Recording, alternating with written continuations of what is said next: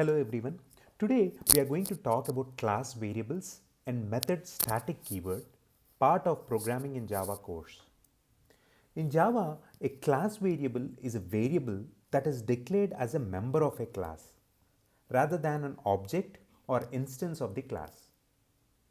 These variables are also known as static variables and are shared among all instances of the class. They are created when the class is loaded and destroyed when the class is unloaded. The static keyword is used to declare a class variable. And here is an example of a class variable in Java. In this example, the variable count is a class variable and can be accessed using the class name without creating an object of the class.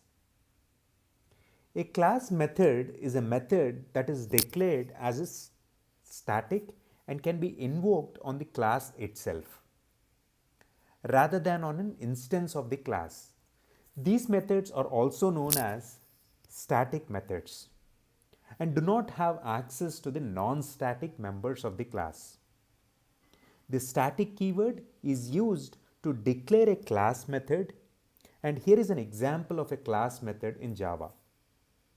In this example, the method bark is a class method. It can be invoked using the class name without creating an object of the class.